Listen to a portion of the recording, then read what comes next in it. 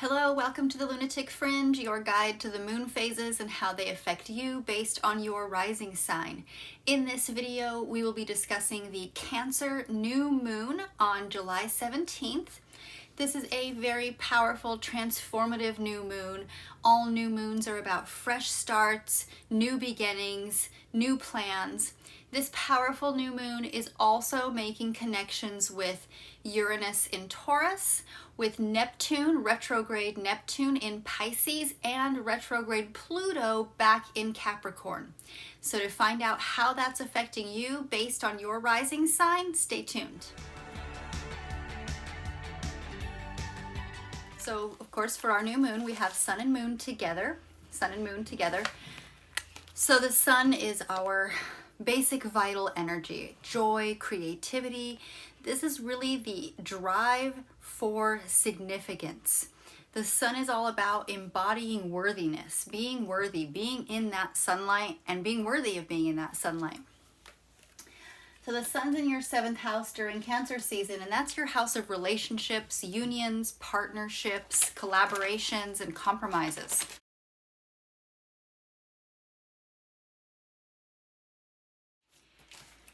We also have the moon, of course, for a new moon. The Sun and Moon are together in the same sign in the sky.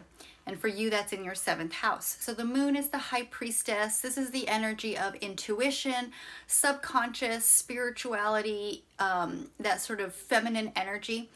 The moon is the basic drive for emotional well-being or emotional safety and security. So wherever the moon goes, that's where we're feeling either the need for finding emotional safety, or it's causing some emotional upheaval that makes us feel somewhat insecure. So the moon is all about initiating emotional safety. So Capricorn, there is a very, very potent focus on your partnerships, on your relationships. This emphasis is on emotional connections and your desire for security within that emotional relationship, within one-on-one interactions, within your collaborations. This is a really good time for nurturing these bonds that you have, these relationships that you have. It's a good time for fostering a sense of loyalty and commitment within these relationships.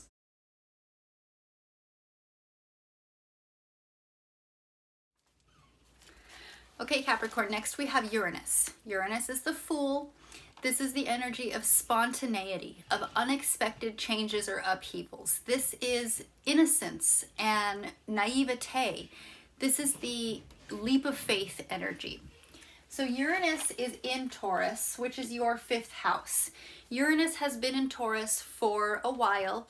So the unexpected change energy, this really shouldn't be anything new. You've been experiencing a lot of changes, shifts, and major upheavals within your area of being able to express yourself creatively, being able to put your art, your expression of self, your recreation of self out there, whether that's through a dynamic, creative, or dramatic, expressive way. It could be through sports. It could be through putting out art in an art gallery. This is also the house of romance.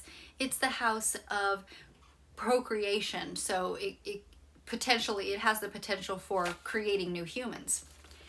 So Capricorn, with this 60-degree angle between the new moon and Uranus, between your 7th house and your 5th house, or your relationships and your creative self-expression, this can really add some excitement and some unexpected opportunities. 60-degree angles or sextiles open doors. They open opportunities. So this can really create opportunities for self-expression and creative endeavors or creative pursuits. This really adds a dynamic and innovative touch to your personal connections and romantic pursuits. This is a very romantic feeling energy, Capricorn.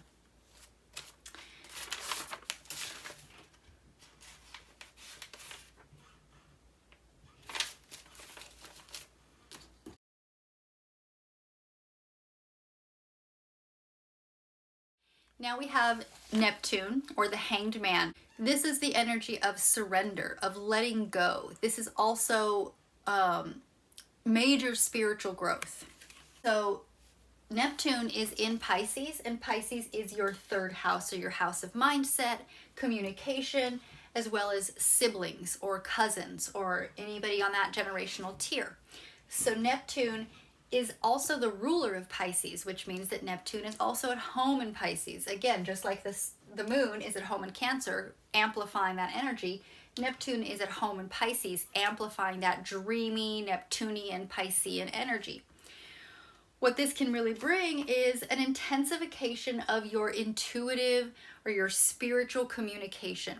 This is encouraging compassionate and empathetic exchanges within your close relationships, especially when it comes to siblings or cousins. This is a time to delve deep into your emotional connections while navigating these very dreamy waters, these very intuitive and imaginative waters. So this is a really good time, Capricorn, to foster any sense of interconnectedness and understanding with others, especially with siblings, cousins, really close friends.